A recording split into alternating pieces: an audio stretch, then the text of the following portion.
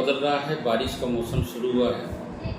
बीमारियां तो बहुत सी हैं जिसमें उनको सावधानी रखनी है, लेकिन मैं अपने जनपद वासियों को स्पेशली इस मौसम में, बरसात के मौसम में, एक बात के लिए ज़रूर उनसे कहना चाहूँगा कि इस समय अब सर्प के निकलने का मौसम होता है। बहुत से कीड़े जानवर जो अपने बिल के अंदर रहते हैं बारिश की वजह से बाहर आते हैं, जिसमें हमारे देश में बड़ी समस्या है स्नेक बाइट का, जिसको हम आज आपके साथ अपने जनपद वासियों के लिए साझा करना चाहते हैं।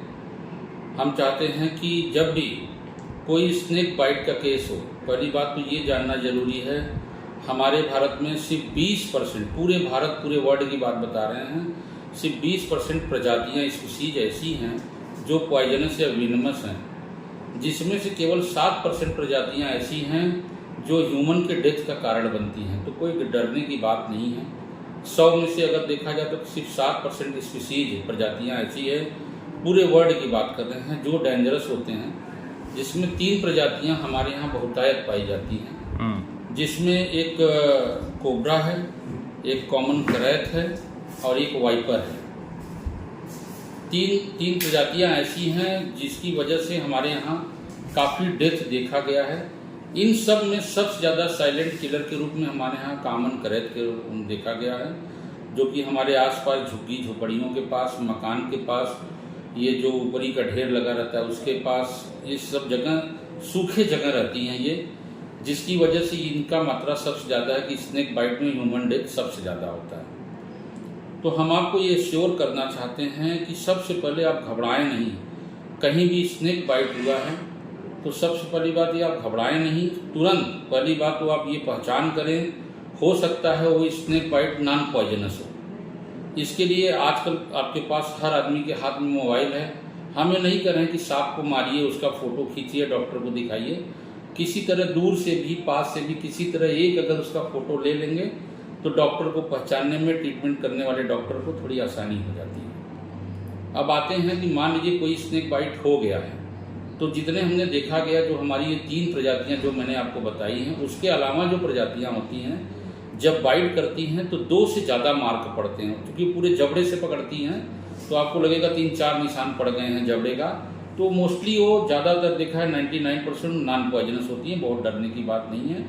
आप रिलैक्स रहिए, जो जहाँ हो सके नज़दीकी जगह पहुँच के अपना आप एक बार से कंफर्म कर सकते हैं। अब आइए वो जिसमें सिर्फ 2 मार्क हों, 2 मार्क होता है तो उसमें आप नियरेस्ट किसी भी क्वालिफाइड डॉक्टर के पास पहुँचिए, क्योंकि अनक्वालिफाइड के पास पहुँचेंगे वो आपको फिर दवा पिलाना शुरू करेंगे, कोई दवा सुंघाने की कोशिश करेंगे, तो ये सब चीज़ें आपका टाइम वेस्टिंग है, टाइम आपका ख़राब होता जा रहा है, जिसकी वजह से डॉक्टर को भी ट्रीटमेंट करने में बाद में दिक्कतें आती हैं। क्योंकि 4 से 6 घंटा इज दी गोल्डन पीरियड। इसी 6 घंटे के अंदर अगर पहचान के, जो हमारे यहाँ भारत में एंटी स्नेक विनम ASV करके आता है, AVS करके, अगर आपके शरीर में पहुँच जाता है तो डेथ भी बच जाता है। तो आप सबसे पहले पहचान कर लीजिए, 2 मार्क हैं, नियरेस्ट डॉक्टर के पास पहुँचिए। न वहाँ पे आपको कुछ बांधना है, न वहाँ पे आपको कोई कट मार्क लगाना है, न किसी भी तरीके से वहाँ से छू के विष को बाहर निकालने की कोशिश करनी है, इससे विष और फैलता है शहर में। न कोई आइस पैक लगाना, ज़्यादातर इंसेक्ट बाइट होता है, आइस पैक लोग लगाते हैं, इसमें वो भी मत लगाइए, क्योंकि आप जितना लगाएंगे इंजरी उतनी ज़्यादा बढ़ती जाती है। तो ये तीनों चीज़ें आपको नहीं करनी है।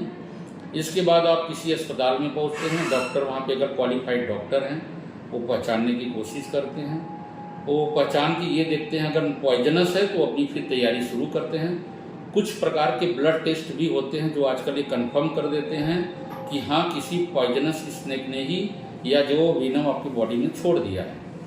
तो इसके कुछ टेस्ट होते हैं, डॉक्टर टेस्ट करके पता भी कर लेते हैं। उसके अकॉर्डिंगली जो हमारे पास एंटी विनम स्नेक होता है AVS, वो ऑयल के हिसाब से 8-10 ऑयल लगता है, काफ़ी कॉस्टली होता है, लेकिन कॉस्ट की वजह से आपको घबराने की ज़रूरत नहीं है।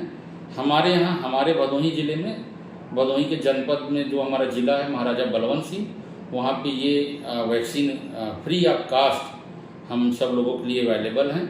अगर वहाँ अवेलेबल नहीं होता है तो ज़िले में 2-3 बड़े बड़े अस्पताल हैं, वहाँ पे भी अवेलेबल हैं। अगर आप चाहें तो अगर जिला अस्पताल पहुँच जा सकते हैं, उनके पास करंट में अवेलेबल नहीं तो यहाँ से ले सकते हैं, बाद में वो एक्सचेंज कर सकते हैं। इसमें भी कोई घबराने की बात नहीं है।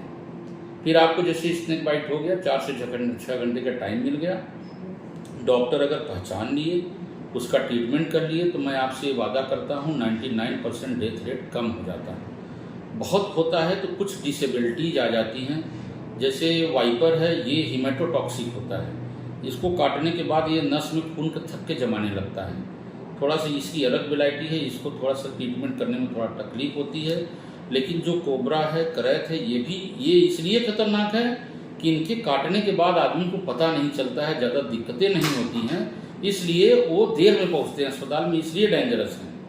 लेकिन जो कोबरा है और करैत है, ये क्या करते हैं, जब काटते हैं तो ये न्यूरोटॉक्सिक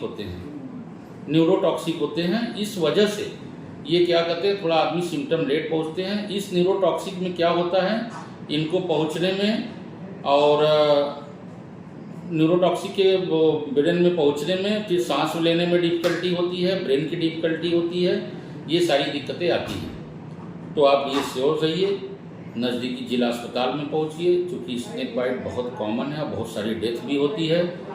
अगर देखा जाए तो हमारे पूरे भारतवर्ष में प्रतिवर्ष नियर अबाउट 10 लाख लोगों को स्नेक बाइट होता है, लेकिन उसमें से केवल 50-60 हज़ार लोगों का ये पॉइजनस होता है। उसमें से भी बहुत कम लोगों का डेथ होता है जब वो अस्पताल में या सही जगह पहुंच जाते हैं।